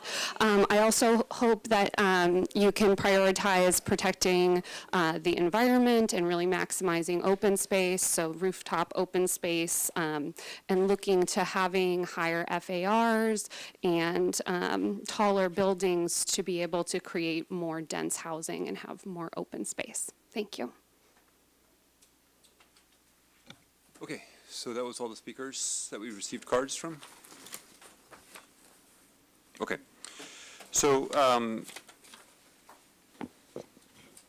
there were a couple questions that were asked, and we may not always be in a environment or setting for us to be able to respond to the questions, but this is sort of an introductory meeting, and all these things are consistent with what we've been talking about. Elena, I'm going to ask you to speak to the grant question, but with respect to the stakeholders, I don't believe we have a list yet identified, and so we're still working on doing that. There will probably be about 15 or so stakeholders. I think there was others that were asking the question too. We will publish that list when we have it on our website so that it's available and people can know who was a part of those groups. And then, Mr. Adams, I think you were asking about were they individual or grouped meetings, and I think that our intent at this point is that they would be individual meetings, or 1 or 2 people would come together and speak. That's the concept there. With respect to the council engagement, there's 4 dots, blue circles that reflect the decision maker check-ins. Those will absolutely be advertised and noticed on the agenda so that the public can come speak to those. There may be other communications that we transmit to the council, information items. Those probably won't be noticed, but on the agenda as just as a communication. It's more of an update as opposed to getting direction from council. And Elena, can you answer the question about the funding, including the matching funding? Sure. So so staff applied for basically a Department of Transportation fund for Priority Development Area, which this project is part of. So it's basically transportation-related fund for development of plans close to transit. And the matching fund, which is a requirement of the grant from the Department of Transportation, was provided by Sobrato, along with additional funding for the environmental review, which the grant money cannot be used to pay for. Right. And so there was a question about data scheduling, and I'm going to ask Kristen to respond to that, and then also she'll transition into a wrap-up. So the question was what data collection is happening right now. And right now, the economists have started doing their market studies to understand what market demand is and what the potential development opportunities are from an economically feasible perspective. The civil engineers are beginning to analyze the infrastructure that exists, the capacity and condition of that infrastructure, and its ability to support development. Some of the challenges around flooding, some of the challenges around stormwater potentially. Our urban design team is beginning to analyze the different edges and constraints and boundaries and potential opportunities, understanding what the kind of qualitative aspects are of the built environment right now and what some potentials are for improvement. We're also beginning to understand ecological opportunities around the creek and, again, with the stormwater opportunities there. Is there anything else, Nivi, that I'm missing? Oh, sorry. And our transportation engineers. They're looking at all the transportation data. They will actually do a few surveys in the areas too to understand the transportation count and all that. That's going to happen.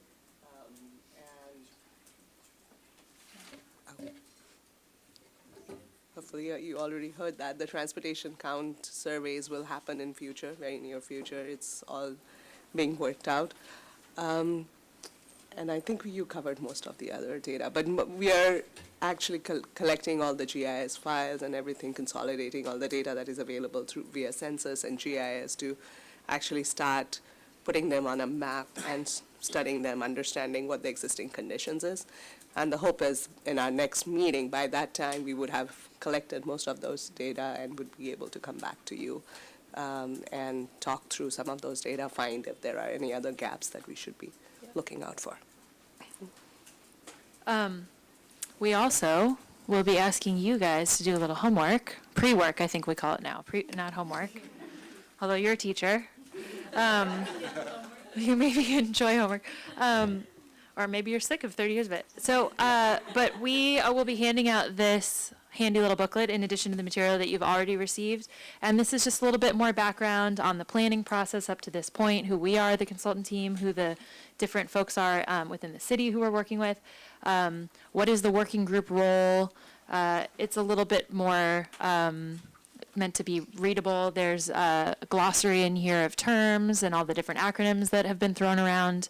And there's also the homework part of it is that there's a walking tour that we would love it if you guys could take yourselves on in between now and the next meeting.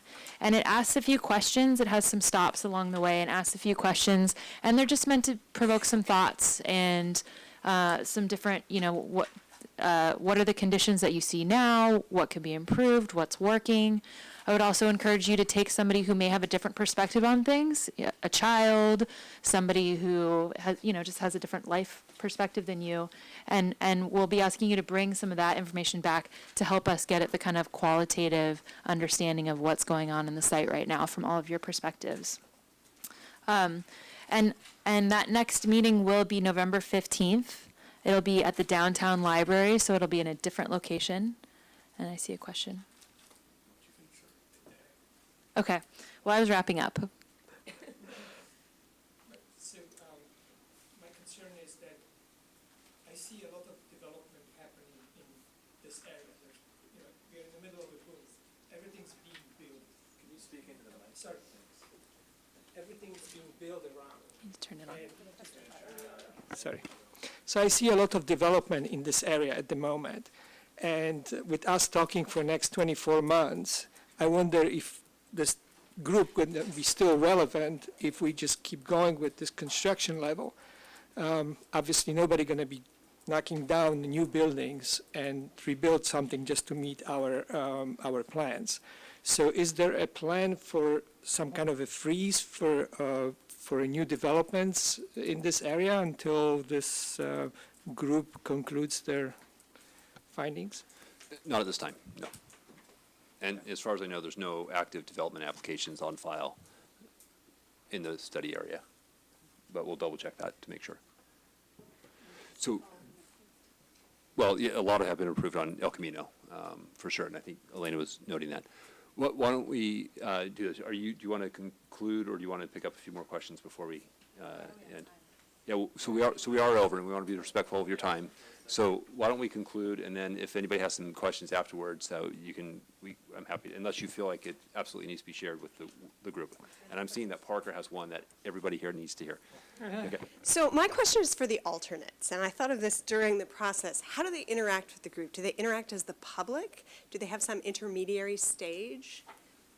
Great question. And actually, I was thinking the same thing as the conversations were coming on, and not to stifle any engagement, but I do think I'll speak with our attorney and also look at our rules here. It may be that the working group is the primary voice that we have, and the alternates are more listening and hearing, and much like a juror would be, a juror alternate would come in and participate in those moments.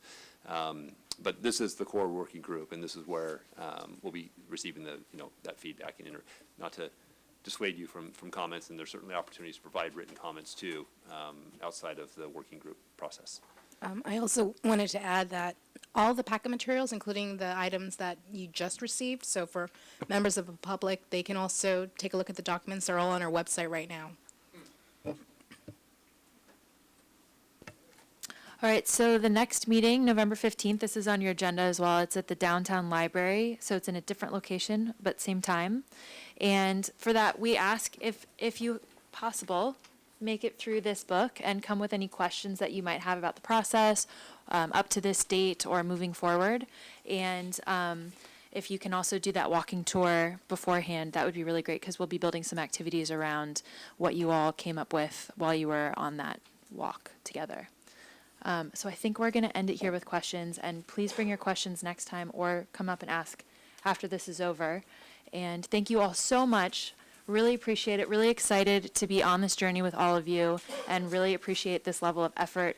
And we're going to be working on a product that we're all really excited about and feel, really reflects the best for this community. So thank you.